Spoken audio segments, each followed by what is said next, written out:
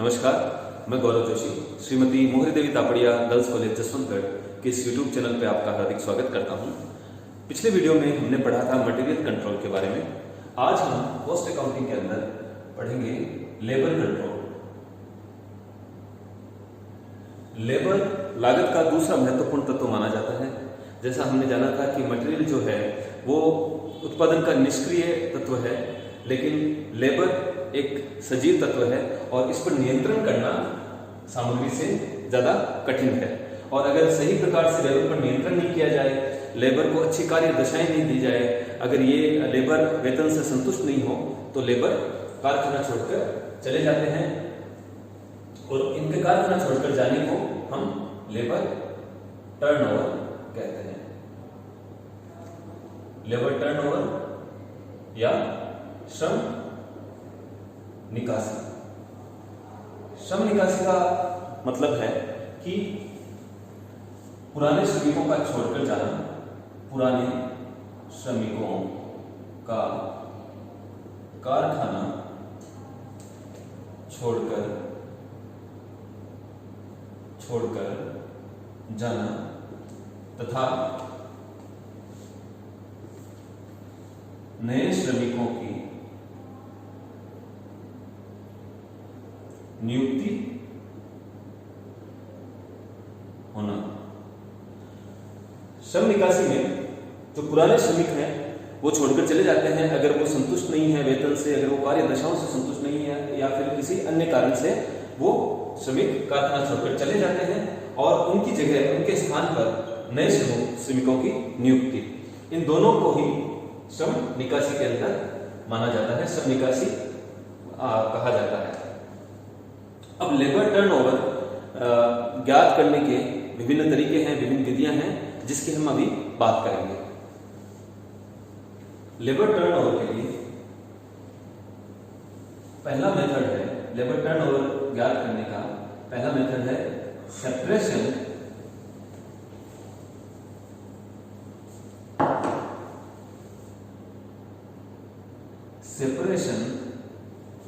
Method.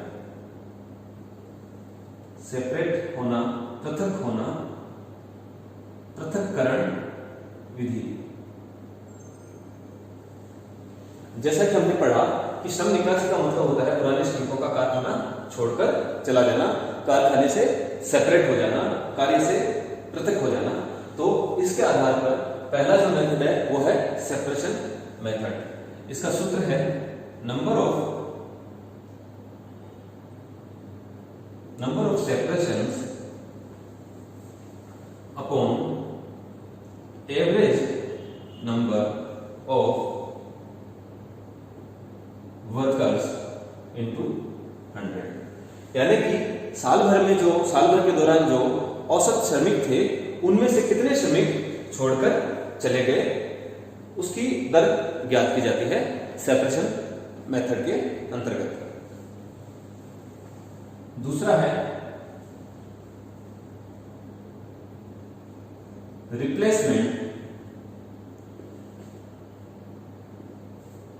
Method. Replacement का मतलब होता है पुराने के स्थान पर नए श्रमिकों की नियुक्ति, स्थानापन्न विधि।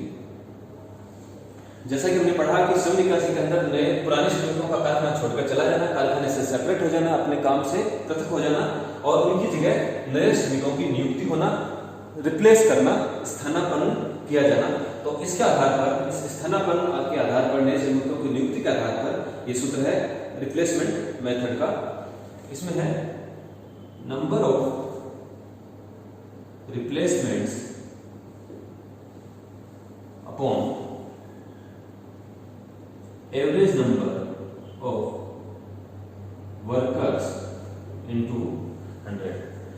साल भर के दौरान या किसी भी साल के किसी भी अंश यानी किसी माह में या 6 महीने में, 3 महीने में कितने total average number of workers थे और उनमें से कितने श्रमिकों की नई नियुक्ति की गई पुराने श्रमिकों के स्थान पर। इसके आधार पर ये रिप्लेसमेंट मेथड के अनुसार लेबर टर्नओवर रेट ज्ञात की जाती है।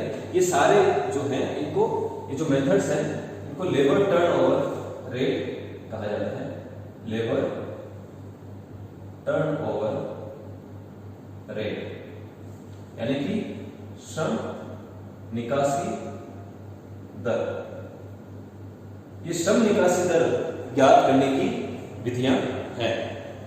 श्रम निकासी दर ज्ञात करने की विधियां हैं पृथक्करण विधि, सेपरेशन मेथड, कितने श्रमिक छोड़कर गए कुल श्रमिकों में से, औसत श्रमिकों में से, और कितने श्रमिक नए भर्ती किए गए, रिप्लेस किए गए, और तीसरा है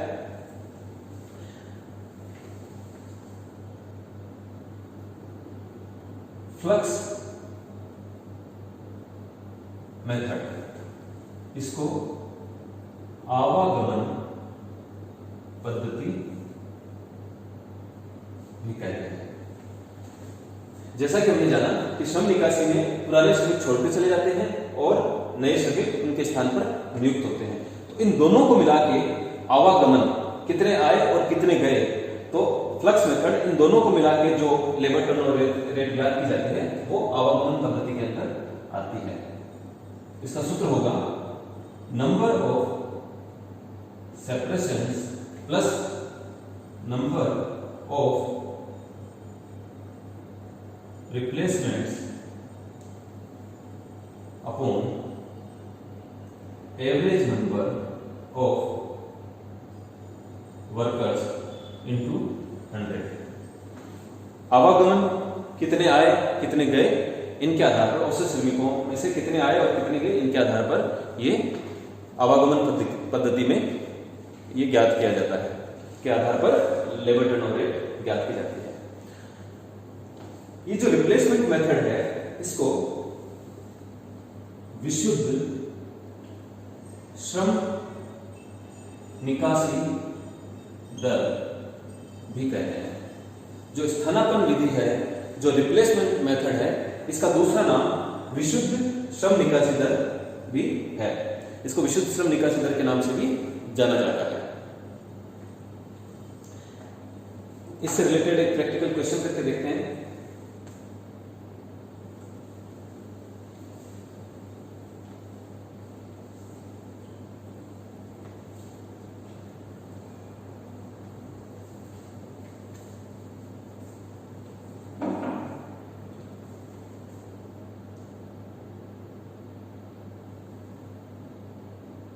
ये लेबर टर्नओवर रेट या श्रम निकासी दरें हैं।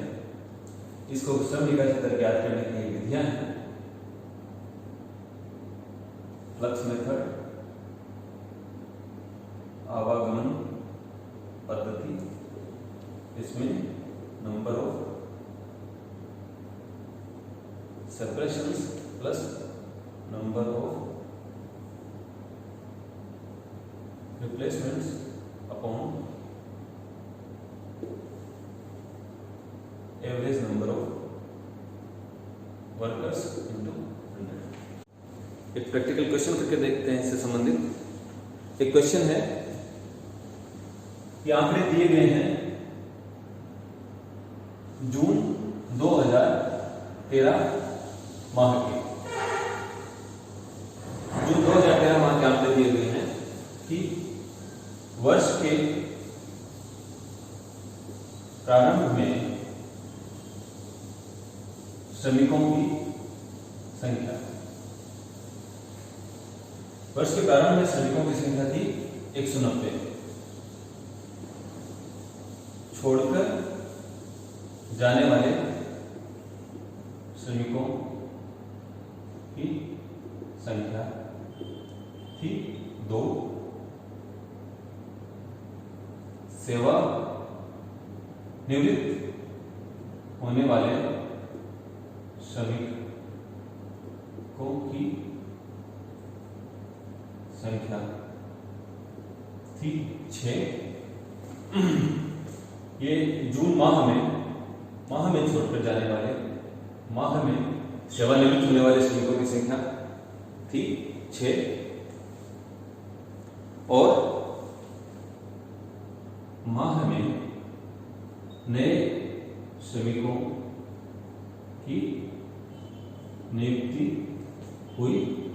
28 श्रमिकों की नए श्रमिकों की नियुक्ति हुई, लेकिन 24 श्रमिकों की भर्ती 24 श्रमिकों की 28 में से 24 श्रमिकों की भर्ती कार्य विस्तार के कारण, जो 28 में से 24 श्रमिकों की भर्ती कार्य विस्तार के कारण हुई। अब इनके आधार पर, इस सूचना के आधार पर हमको श्रम निकासी दरें ज्ञात करनी है। तो पहला है सेपरेशन मेथड। सेपरेशन मेथड में हम देखेंगे नंबर ऑफ सेपरेशंस बटा एवरेज नंबर ऑफ वर्कर्स। कितने श्रमिक पृथक हुए इस माह में, कितने श्रमिक पृथक हुए, नंबर ऑफ सेपरेशंस कितने हैं। माह में छोड़कर जाने वाले श्रमिकों की संख्या 2 और सेवानिवृत्त होने वाले श्रमिकों की संख्या 6, यानी कि 8 श्रमिक जो हैं वो सेपरेट हुए, पृथक हुए। और एवरेज नंबर ऑफ वर्कर्स कितने होंगे,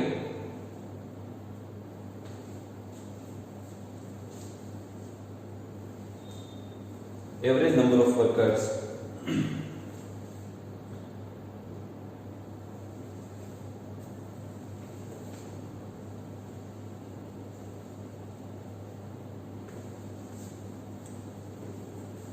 जो सेपरेशन मेथड के अंदर पहला पृथक्करण विधि से अगर हम श्रम निकासी दर ज्ञात करें तो सेपरेशन मेथड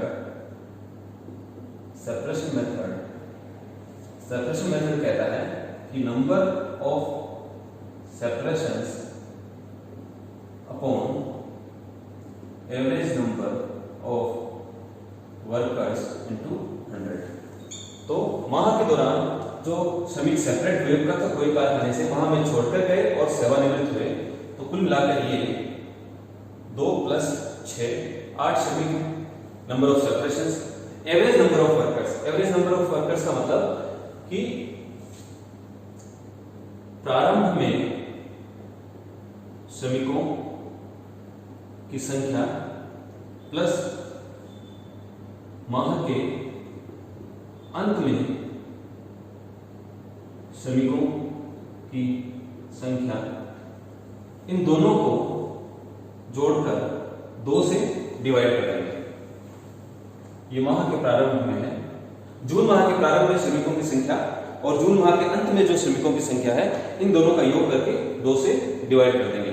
तो प्रारंभ में श्रमिकों की संख्या है 190, प्रारंभ में श्रमिकों की संख्या है 190 और अंत में श्रमिकों की संख्या कितनी रहेगी, 190 में से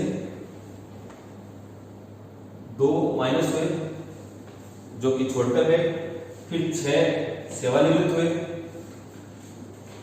और उसके बाद 28 श्रमिक नए आ गए, 28 को ऐड कर दें, यानी कि माह के अंत में श्रमिकों की संख्या 190 शुरू में थे, उसमें से 2 छोड़कर गए, 6 सेवानिवृत्त हो गए और फिर 28 श्रमिकों की नई नियुक्ति की गई, तो ये हो गए 210।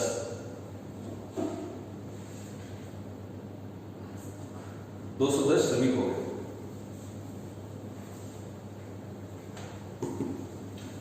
तो शुरुआत में 190 थे, माह के अंत में 210, तो इसको 2 से डिवाइड कर देंगे औसत निकालने के लिए। तो औसत श्रमिक थे, एवरेज श्रमिक थे 200। तो नंबर ऑफ सेपरेशंस, माह में कितने श्रमिक पृथक हुए, 8, 2 छोड़कर गए और 6 सेवानिवृत्त हुए। और एवरेज वर्कर्स कितने थे माह में, औसत श्रमिकों की संख्या थी 200 और इसको इससे 100 × 100 डिवाइड करके 100 से मल्टीप्लाई कर देंगे, तो ये आता है 4%। यानी कि सेपरेशन मेथड के अनुसार जो श्रम निकासी दर है, लेबर टर्नओवर रेट है 4, यानी कि 200 श्रमिकों में से 8 श्रमिक छोड़कर चले गए, यानी 4% जो है श्रम निकासी की दर है।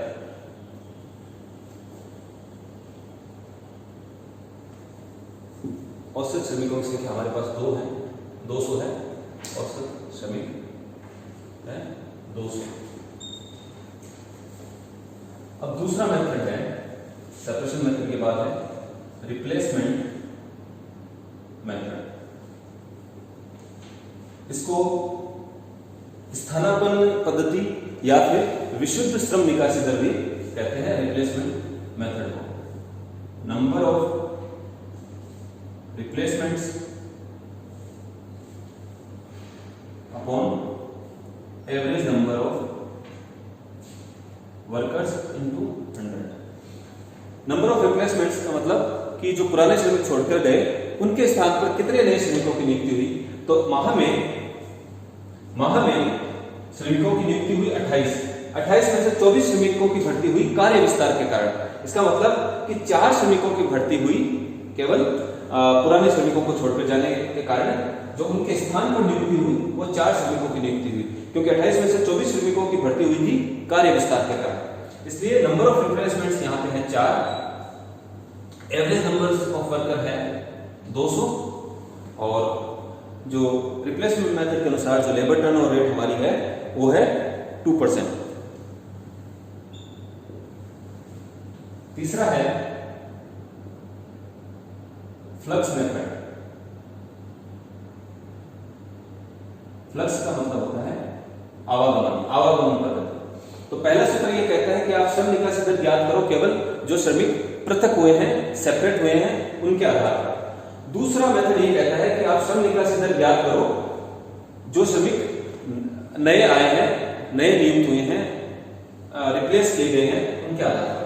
और तीसरा मेथड कहता है कि आप इन दोनों के आधार पर ही श्रम निकासी दर ज्ञात करो कि कितने छोड़कर गए साल भर में, कितने उनकी जगह नियुक्त किए गए।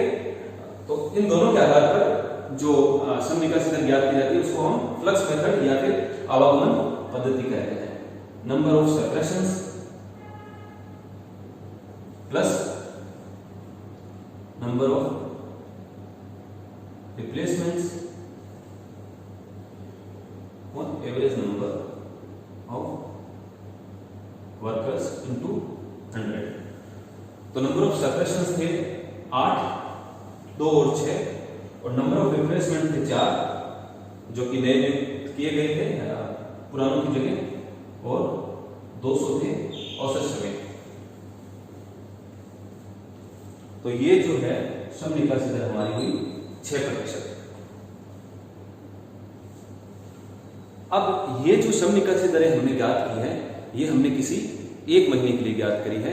यहाँ पे जून 2013 माह के ये आंकड़े थे, तो एक महीने के लिए हमने ये ज्ञात कर दिया। लेकिन अगर इन्हीं दरों को हमको वार्षिक समानार्थी दर में कन्वर्ट करना हो, बदलना पड़े, तब हम कैसे करते हैं। ये एक महीने की दरें हैं और इनको ही हमको पूरे वर्ष के संबंध में ज्ञात करना हो, तब क्या सूत्र होता है, वार्षिक समानार्थी दर का सूत्र हम यहाँ पे देखेंगे। तो हम ये देख लेते हैं।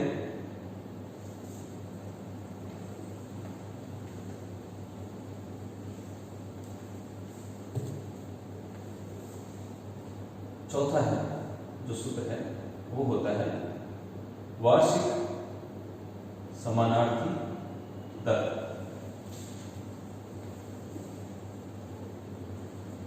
इस क्वेश्चन में जो हमको आंकड़े दिए हुए थे वो जून माह से संबंधित थे। अब इनको अगर साल के संबंध में ज्ञात करना हो, पूरे वर्ष के संबंध में ज्ञात करना हो, तो हमको इक्विवेलेंट, इसको हम कहते हैं एनुअल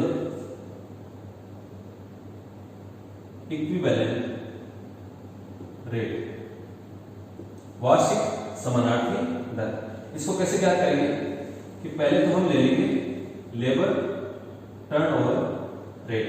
जिस भी विधि से ज्ञात की गई हो वो लेबर टर्नओवर रेट हम ले लेते हैं, और जिस विधि से ये लेबर टर्नओवर रेट ज्ञात की थी उस विधि में उन आंकड़ों में जो रिलेवेंट पीरियड था, नंबर ऑफ रिलेवेंट डेज, ये लेबर टर्नओवर रेट जो हमने ज्ञात की है उस लेबर टर्नओवर रेट को ज्ञात करने में कितने दिनों की वो ज्ञात की थी, तो वो दिन हम यहाँ पे ले लेंगे नंबर ऑफ रिलेवेंट डेज, और इसको फिर हम मल्टीप्लाई कर देंगे number of days in the year.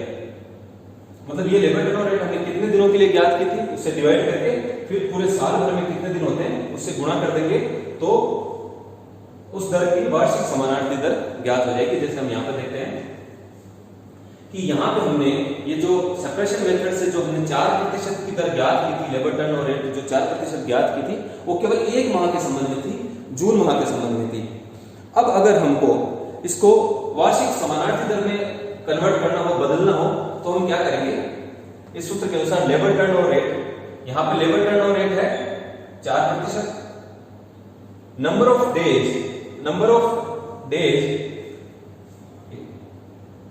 Days in relevant period, मतलब उस जो लेबर टर्नओवर रेट से संबंधित जो के संबंध में कितने दिनों के संबंध में हमने ज्ञात की थी, उस रिलेवेंट पीरियड में, उस संबंधित अवधि में कितने दिन थे। तो ये लेबर टर्नओवर रेट हमने जून माह के संबंध में ज्ञात की थी, और जून माह में कितने दिन थे उस, तो जून माह में 30 दिन होते हैं। तो 30 दिनों के लिए जो हमने लेबर टर्नओवर रेट ज्ञात की थी वो 4% थी। तो पूरे साल भर में 365 दिन है, तो 365 दिनों के संबंध में लेबर टर्नओवर रेट कितनी होगी। तो अगर हम इसको हल करें तो लेबर टर्नओवर रेट आएगी 48.67। वार्षिक समानार्थी दर, अगर हम वर्ष से कम समय के लिए लेबर टर्नओवर रेट ज्ञात करते हैं, किसी माह के लिए या माह के किसी अंश के लिए हम अगर लेबर टर्नओवर रेट ज्ञात करते हैं और उस लेबर टर्नओवर रेट को हमको पूरे वर्ष के संबंध में ज्ञात करना हो, तो वार्षिक समानार्थी दर से ज्ञात की जाती है। वार्षिक समानार्थी दर का सूत्र है labour turnover rate number of days in relevant period, जिस माह के संबंध में या जिस अवधि के संबंध में लेबर टर्नओवर रेट ज्ञात की गई है, उस अवधि में कितने दिन थे, और फिर उसको गुणा कर दिया जाएगा number of days in the year, पूरे वर्ष में कितने दिन होते हैं उससे। तो यहाँ पे क्या था कि नंबर ऑफ सेपरेशन मेथड में हमने जो लेबर टर्नओवर रेट ज्ञात की थी वो 4% की एक महीने के संबंध में थी, जून माह के संबंध में। तो 4% थी 30 दिनों के संबंध में, तो 365 दिनों के लिए कितनी होगी, 48.67%। इसी प्रकार रिप्लेसमेंट मेथड की जो लेबर टर्नओवर रेट थी, उसको अगर हम समानार्थी दर ज्ञात करें, उसकी वार्षिक समानार्थी दर ज्ञात करें, तो 2% की, तो 2/30 into 365 labour turnover rate, number of days in relevant period, number of days in the year. तो इसको अगर हम हल करते हैं तो ये आती है 24.33%। ये हमारी वार्षिक समानार्थी दर है, और ये है एक महीने की दर, ये है 365 दिनों की पूरे साल भर की दर। ये 365 दिनों के लिए है, ये एक महीने के लिए है लेबर टर्नओवर रेट। और अगर फ्लक्स मेथड को हम साल भर में कन्वर्ट करें तो 6/30 इंटू 365, और अगर इसको हल करते हैं तो ये आती है 73%। तो फ्लक्स मेथड के अनुसार एक महीने की लेबर टर्नओवर रेट 6% है और साल भर की है 73%। तो इस तरीके से लेबर टर्नओवर रेट में हमने देखा कि इसके 3 मेथड हैं, 3 विधियां हैं लेबर टर्नओवर रेट ज्ञात करने की, श्रम निकासी दर ज्ञात करने की। पहली है सेपरेशन मेथड, कितने पृथक हुए उसके आधार पर। दूसरा है रिप्लेसमेंट मेथड कि कितने नए नियुक्त किए गए, जो छोड़कर गए थे उनके स्थान पर स्थानापन्न पद्धति। और तीसरा है फ्लक्स मेथड, मतलब दोनों का कितने छोड़कर गए और कितने नए नियुक्त हुए, उन दोनों के टोटल के आधार पर हमें ज्ञात करते हैं। और अगर वार्षिक समानार्थी दर ज्ञात करनी हो तो हम इस सूत्र से उसकी वार्षिक समानार्थी दर भी ज्ञात कर लेते हैं। अगर वर्ष से कम समय के लिए अगर लेबर टर्नओवर रेट ज्ञात की गई हो और पूरे वर्ष के लिए हमको ज्ञात करने के लिए बोला जाए, तब इस सूत्र के आधार पर हम ज्ञात करते हैं। एक क्वेश्चन और देखते हैं।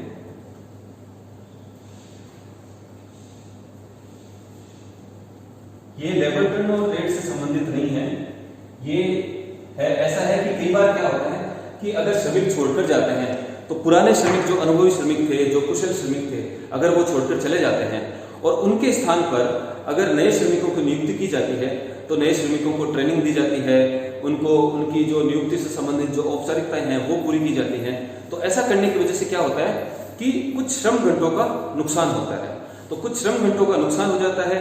तो श्रम घंटों का नुकसान होने की वजह से क्या होता है कि जितना उत्पादन होना चाहिए था उतना उत्पादन हो नहीं पाता है। एक तो पुराने मजदूर काम कर रहे थे और वो उस कार्य को जानते थे, काम करने का तरीका जानते थे, अनुभवी थे, तो वो तो कंटिन्यू काम करते रहते, लगातार काम चलता रहता।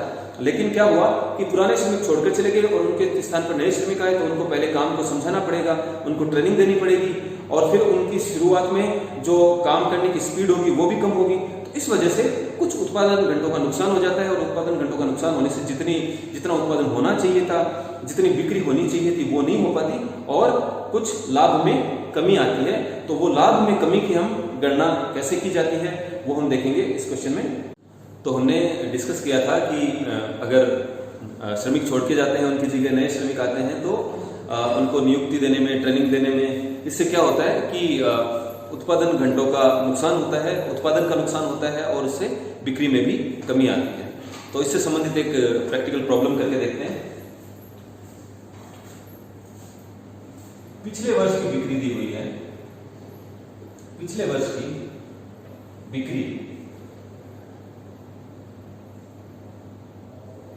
पिछले वर्ष की बिक्री दी हुई है 66 लाख रुपए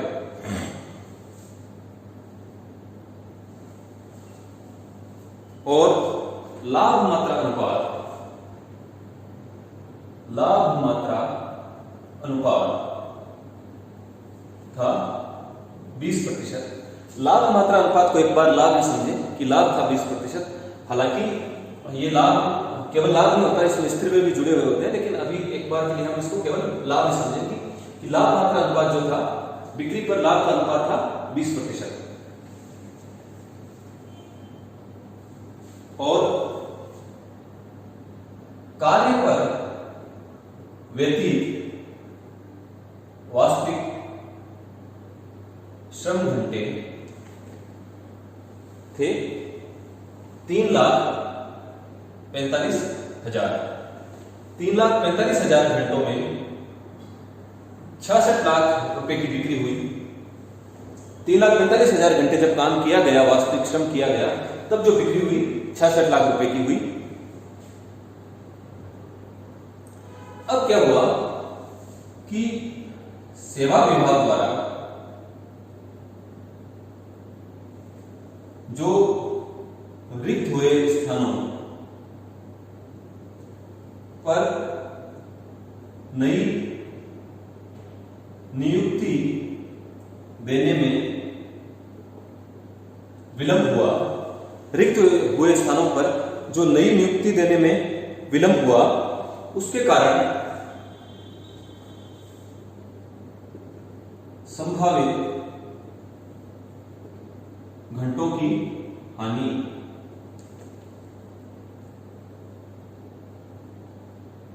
75,000 घंटे। यानी ऐसा है इस क्वेश्चन में कि पिछले वर्ष की बिक्री थी 66 लाख रुपए की और बिक्री पर लाभ कमाया जाता है 20% की दर से।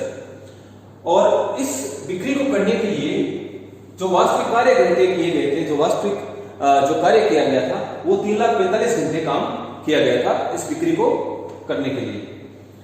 अब क्या हुआ कि कुछ लोग छोड़कर चले गए इस साल, कुछ लोग पृथक हो गए, श्रम निकासी हुई, तो उनके स्थान पर जब नए श्रमिकों की नियुक्ति दी तो इसमें विलंब हो गया और विलंब होने से हानि हुई 75,000 घंटों की।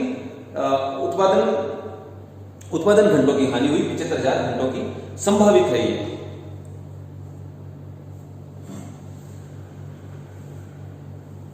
नए श्रमिकों को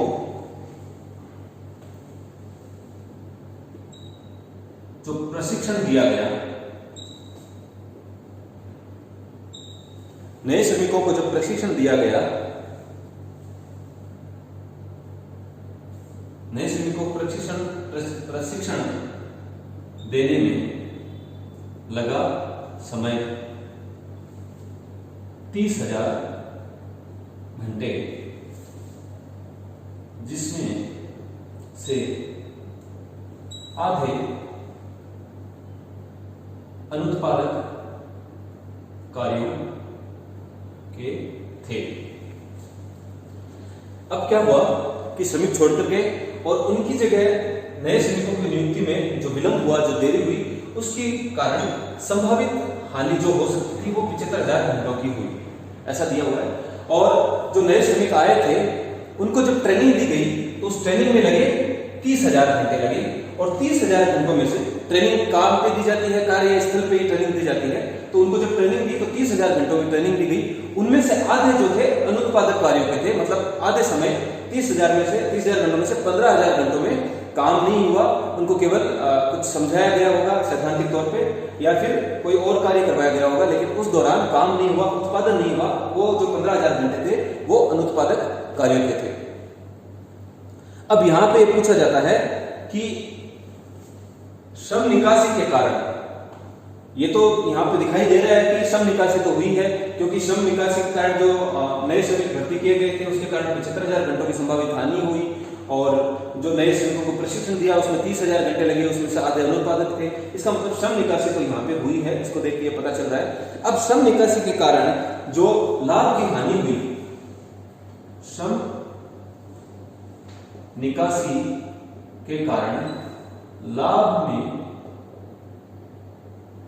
कमी की गणना कीजिए। लाभ में कमी की गणना करनी है तो हमको ये देखना है, अच्छा इसमें लाभ में कमी की गणना करनी है, इसमें जो ये भर्ती की गई थी नए श्रमिकों की उससे संबंधित कुछ खर्चे भी दिए गए हैं।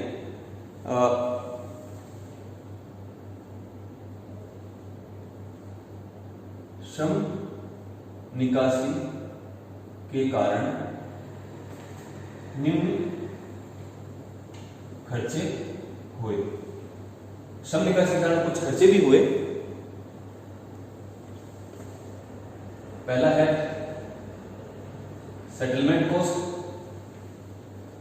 जब श्रमिक छोड़कर जाता है तो उसका सेटलमेंट किया जाता है, जब वो छोड़कर जा रहा होता है तो वो सेटलमेंट कॉस्ट, श्रमिकों की सेटलमेंट कॉस्ट आई 27,420 रुपए।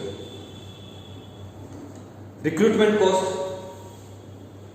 रिक्रूटमेंट का मतलब होता है भर्ती करना, तो जब नई भर्ती की गई तो उसकी लागत आई 18,725 रुपए। Selection cost, training cost, recruitment के बाद जो भर्ती के बाद उनमें से जो सिलेक्शन हुआ, चयन किया गया, उसकी कॉस्ट आई, और फिर जो ट्रेनिंग दी गई नए श्रमिकों को उसकी भी लागत आई, जो कि सिलेक्शन कॉस्ट थी 12,705 और जो ट्रेनिंग कॉस्ट थी 16,105 रुपए। सिलेक्शन कॉस्ट थी 12,750। तो ये अन्य खर्चे भी हुए। श्रम निकासी के कारण ये खर्चे हुए और कुछ उत्पादन घंटों का नुकसान भी हुआ। कुछ उत्पादन घंटे जो थे वो अनुत्पादक कार्यों में लगे उनकी ट्रेनिंग के कारण। तो अब इस वजह से श्रम निकासी के कारण लाभ में कमी की गणना हमको करनी है कि लाभ में कितनी कमी आएगी। हमको ये देखना होगा कि जो सेल्स है पर प्रोडक्टिव आवर कितना था। तो टोटल वास्तविक कार्य घंटे थे, कार्य पर जो व्यतीत किए गए थे वास्तविक कार्य घंटे थे 3,45,000। लेकिन प्रोडक्टिव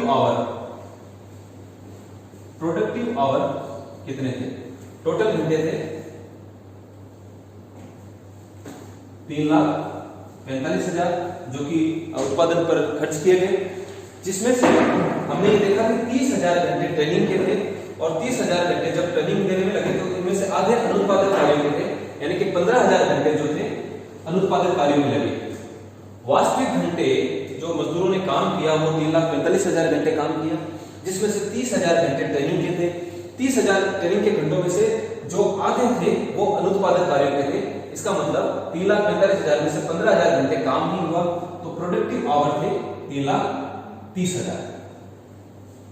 अब सेल्स जो हो रही है, सेल्स पर प्रोडक्टिव आवर मतलब 66 लाख की सेल है और 3,30,000 घंटे काम हुआ है, तो एक घंटे में कितनी बिक्री कर सकते हैं? एक घंटा अगर काम हुआ तो कितनी सेल्स होती है? 20 रुपए की सेल होती है एक घंटे काम करने की वजह से। 3,30,000 घंटे काम हुआ क्योंकि 3,45,000 में से 15,000 घंटे थे वो अनुत्पादक कार्य के थे, उत्पादक घंटे थे 3,30,000। तो 3,30,000 घंटे काम करके जो बिक्री हुई 66 लाख रुपए की हुई। इसका मतलब 1 घंटे के पीछे बिक्री होती है 20 रुपए की। अब यहां पे हम ये देखेंगे कि सेवा विभाग द्वारा नई नियुक्ति देने के कारण जो संभावित घंटों की हानि हुई, यहां पे ये समझ में आ गया कि वास्तविक घंटे थे 3,45,000 जो काम हुआ, उसमें से 30,000 घंटे, इनमें से 30,000 घंटे ट्रेनिंग के थे, लेकिन 30,000 घंटों में से 15,000 घंटे अनुत्पादक कार्यों के थे।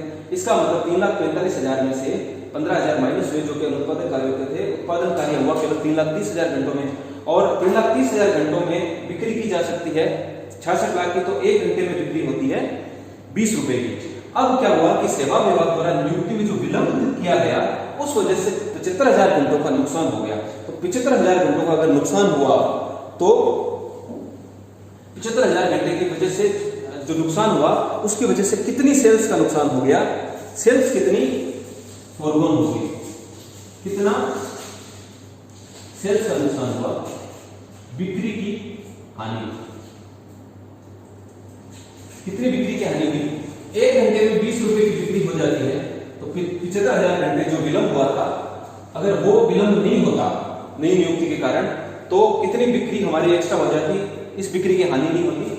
15 लाख की बिक्री और हो सकती थी अगर ये घंटों की हानि नहीं होती। 15 लाख रुपए की बिक्री।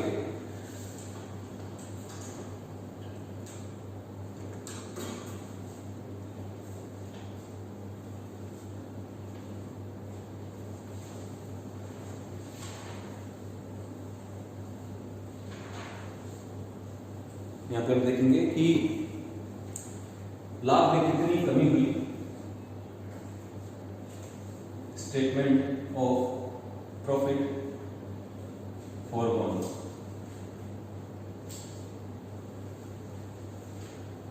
देखिए, बिक्री की कमी हुई 15 लाख रुपए की, क्योंकि 1 घंटे में 20 रुपए की बिक्री हो सकती है 1 घंटे की वजह से। तो 75,000 घंटे यहाँ पे जो विलंब हुआ था, 75,000 घंटों जो विलंब होने के कारण 15 लाख की बिक्री होनी रह गई, बिक्री की हानि हुई। तो इस 15 लाख की बिक्री पर लाभ हम कमा सकते थे 20% की दर से। इसलिए जो प्रॉफिट या फिर जो इसको प्रॉफिट को, क्योंकि यहां पे ये लाभ मात्रा अनुपात है, इसको कंट्रीब्यूशन कहते हैं, उसको कंट्रीब्यूशन भी लिख सकते हैं। कंट्रीब्यूशन प्रॉफिट का कितना नुकसान हुआ, कितना प्रॉफिट फोरगोन हुआ, कि 15 लाख की बिक्री हो सकती थी और इस 15 लाख की बिक्री में 20% की दर से प्रॉफिट हो सकता था। तो यहां पे 3 लाख का प्रॉफिट का नुकसान हुआ, 3 लाख के प्रॉफिट का नुकसान हो गया। और बाकी जो नई नियुक्ति के कारण, श्रम निकासी के कारण ये जो खर्चे एक्स्ट्रा हुए, इन खर्चों का भी की वजह से भी लाभ में कमी आई। तो इन सब खर्चों का टोटल कर लेंगे यहाँ पे कि भी 3 लाख की तो 15 लाख की तो बिक्री का नुकसान हुआ 75,000 घंटों के विलंब के कारण, और उस पर 20% प्रॉफिट कमाया जा सकता था, इसलिए 3 लाख तो लाभ में कमी हुई। और बाकी एक्स्ट्रा खर्चे हुए श्रम निकासी के कारण, नई नियुक्ति की वजह से। तो श्रम निकासी के कारण सेटलमेंट कॉस्ट आई 27,420 की, और फिर नियुक्ति की कॉस्ट आई, रिक्रूटमेंट कॉस्ट आई यहाँ पे 18,725 रुपए की। सिलेक्शन कॉस्ट यानी कर्मचारियों के चयन की जो लागत आई 12,750 रुपए की, और उनको ट्रेनिंग देने की जो कॉस्ट आई वो आई 16,105 रुपए की। तो कुल मिलाकर जो लाभ में कमी हुई 3,75,000 रुपए की। अगर श्रम निकासी नहीं होती तो नए श्रमिकों की नियुक्ति के कारण जो विलंब होता, नियुक्ति में विलंब होता, वो 75,000 घंटे बच जाते। उस 75,000 घंटे बचने की वजह से 15 लाख की बिक्री एक्स्ट्रा हो जाती, लेकिन ऐसा नहीं हो पाया। तो 15 लाख रुपए की बिक्री की हानि हुई। इस 15 लाख रुपए की बिक्री की हानि होने की वजह से 15 लाख पर 20% हम प्रॉफिट कमा सकते थे, लेकिन नहीं कमा पाए। तो इस 3 लाख रुपए की यहाँ पे हानि हुई, और बाकी निकासी के कारण कुछ जो खर्चे आए, सेटलमेंट, रिक्रूटमेंट, सिलेक्शन और ट्रेनिंग के, वो खर्चे भी एक्स्ट्रा हुए। तो कुल मिलाकर जो लाभ में कमी है वो 3,75,000 रुपए की हुई। मैं आशा करता हूं कि ये वीडियो आपको अच्छा लगा होगा। जो भी हमने प्रैक्टिकल क्वेश्चन किए वो आपको अच्छी तरीके से समझ में आए होंगे। और इस वीडियो को लाइक कीजिए, शेयर कीजिए और हमारे YouTube चैनल को सब्सक्राइब कीजिए। धन्यवाद।